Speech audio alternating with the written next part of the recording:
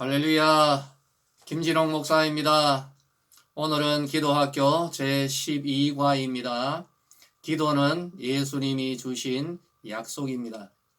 요한복음 14장 13절과 14절 말씀, 너희가 내 이름으로 무엇을 구하든지 내가 행하리니 이는 아버지로 하여금 아들로 말미암아 영광을 받으시게 하려 함이라.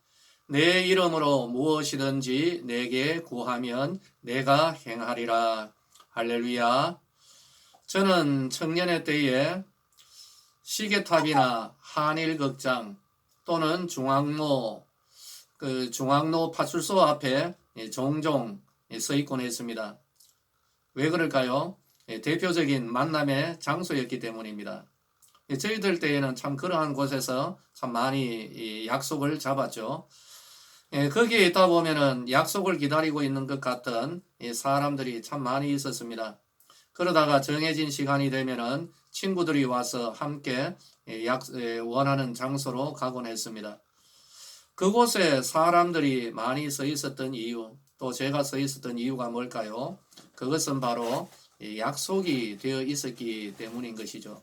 그래서 그 장소에서 기다리고 있거나 또는 그 장소에 기다리고 있을 친구를 위하여서 발걸음을 빨리 옮기고 했던 그런 기억이 있습니다. 이처럼 우리가 기도하는 이유도 마찬가지라고 생각합니다. 왜 기도할까요? 하나님이 응답하시겠다고 약속하셨기 때문입니다. 상대방이 준 만남의 약속을 믿는 사람은 만남의 장소에서 기다리게 되어 있습니다. 이처럼 하나님께서 주신 기도 응답의 약속을 믿는 성도들은 바로 어디로 가야 할까요? 우리들의 기도의 자리로 나아가야 하지 않겠습니까? 기도는 우리의 기대 이전에, 그리고 우리가 하나님 앞에 구하기 이전에 이미 하나님께서 응답하시겠다고 주어져 있는 권위 있는 약속됨을 믿으시기를 바랍니다. 그러므로 먼저 첫 번째로 기도는 무엇일까요? 기도는 바로 예수님의 이름으로 구하는 그런 은혜로운 약속이 되는 것입니다. 성경에서 기도의 인물을 꼽으라고 한다면 아브라함, 모세, 다윗, 엘리야 등등의 사람들을 꼽을 수가 있습니다. 특별히 엘리야라고 한다면 우리는 갈멜산 위에서 바알의 제사장들과 능력의 대결을 벌였던 바로 그 장면을 떠올립니다. 그 가운데 불의 응답은 참 깊은 인상을 남기고 있습니다. 공통적인 것은 이런 기도의 사람들은 하나님의 약속을 믿는 그 믿음으로 하나님 앞에 나아갔다는 것입니다. 참 위대한 기도의 사람들이라고 저는 생각합니다. 그런데 오늘 우리들은 그 기도의 사람들과 비추어 보면은 참 초라하기 짝이 없습니다. 그들과 다른 여건 속에 있다는 것이죠. 그러나 그럼에도 불구하고 저는 이렇게 생각합니다. 구약의 이 위대한 기도의 인물들보다 우리는 차원이 다른 은혜를 누리고 있다라는 것이죠. 저는 이것을 확신합니다. 엘리야보다도 모세나 다윗보다도 우리는 더욱더 하나님의 은혜의 장소로 담대하게 나아갈 수 있는 특권이 있는 것입니다. 무엇이 있다고요? 특권이 있는 것입니다. 특별한 권리, 특별한 권세가 오늘 우리들 기도자들에게 주어져 있는 줄로 믿으시기를 예수님의 이름으로 축원합니다. 설명을 드려야겠네요. 구약의 기도자들은 그들의 믿음으로 나아갑니다. 오늘 우리 성도들은 이 믿음으로 나아가기도 하지만 그 근본적 토대는 무엇인가? 예수님의 이름으로 나아간다는 것입니다. 할렐루야! 여러분, 감이 좀 오십니까? 십자가 이후에 우리 성도들에게 주어져 있는 이 크고 놀라운 은혜, 이것이 바로 예수님의 이름, 그것이 우리에게 주어져 있는 것입니다. 그러면 예수님의 이름으로 기도를 드린다는 것, 이게 무슨 의미일까요? 우리는 하나님 앞에 간구합니다.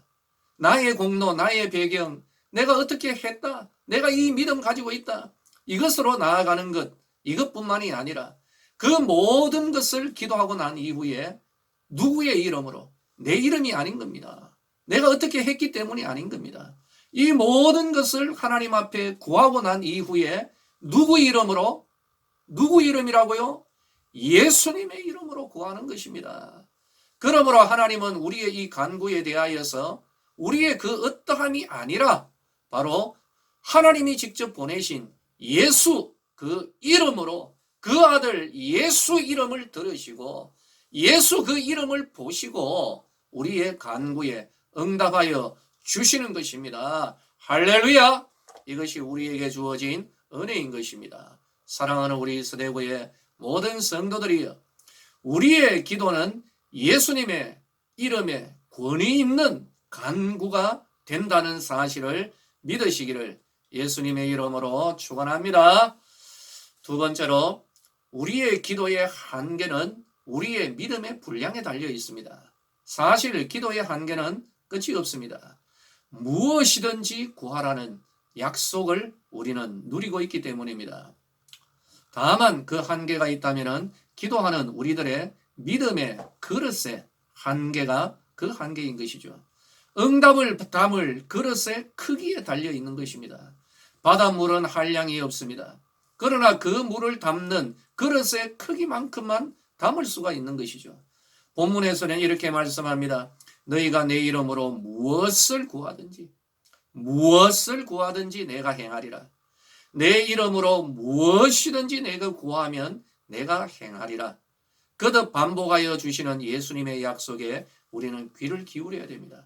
우리는 이 약속을 믿고 기도의 자리로 담대하게 나아가서 무엇이든지 우리의 기도의 분량을 넓혀서 큰 믿음으로 입술을 넓게 열어야 할 줄로 믿으시기를 예수님의 이름으로 축원합니다. 할렐루야. 열왕기하 4장을 보면 참 좋은 예가 기록되어 있습니다. 어떤 선지 생도의 미망인 과부가 되었다는 것이죠. 엘리사를 찾아가서 자기의 아주 곤란한 형편을 호소합니다. 그 내용은 이겁니다. 과부니까 홀로 살아가기가 힘들었습니다. 빚을 졌습니다. 빚을 갚아야 되죠. 그런데 갚지를 못했습니다. 빚을 준 사람이 결국에는 말합니다. 당신이 내 돈 못 갚으니까 내가 대신해서 당신의 그 두 아이를 빚 대신 종으로 삼겠다. 참 이 청천벽락 같은 소리이죠. 여러분, 이게 뭡니까? 남편을 잃었는데 의지하는 이 두 아이들, 이 아들들까지 종으로 삼겠다는 것입니다. 그래서 엘리사에게 찾아가서 하소연을 합니다. 이런 일이 어디 있습니까? 엘리사는 과부에게 말합니다. 너희 집에 도대체 뭐가 있느냐? 그러자 과부가 말합니다. 기름 한 그릇 외에는 아무것도 없습니다. 참, 대책 없습니다. 그래서 이것 가지고는 해결이 안 되죠. 엘리사는 과부에게 말합니다. 바깥에 나가서 동네에 나가가지고 집집마다 다니면서 뭐 길에 빈 그릇을 다 빌려라. 조금 빌리지 말고 할 수 있는 대로 그냥 왕창 다 빌리고 아들들과 함께 나가서 빌려라라는 것이죠. 그래서 이 과부는 엘리사의 말대로 빌릴 수 있을 만큼 다 빌리고 이제는 문을 걸어 잠그고 그 안에 들어가서 이 모든 그릇에 가지고 있던 그 기름, 이걸 가지고 이제 빌려온 그릇에 기름을 붓는 거죠. 하나님의 은혜와 능력의 역사가 일어나는 겁니다. 그 그릇에 기름을 부었는데 이 기름이 마르지 않고 빌려온 그 모든 그릇에 가득 차기까지 계속해서 부어지는 능력의 역사가 일어났던 것입니다. 사랑하는 성도들이여, 이제는 그 차 있는 그 기름을 가지고 그 기름을 팔아서 빚을 갚고 또 생활해 나갈 수가 있었던 것입니다. 하나님의 응답은 성도의 믿음의 그릇의 분량만큼 주어지는 겁니다. 하나님은 엄청나게 부어주시더라도 우리가 받을 수 있는 것은 우리의 믿음의 분량밖에 없는 것입니다. 저는 여기에서 생각나는 게 하나 있습니다. 제가 국민학교 다닐 때 우리 학교 앞에 늘 계셨던 분 가운데 한 분이 번데기 파는 장수였습니다.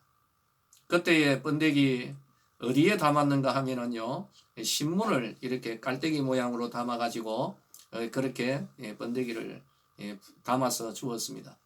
보통 보면 1원짜리, 3원짜리, 5원짜리 그렇게 있었죠.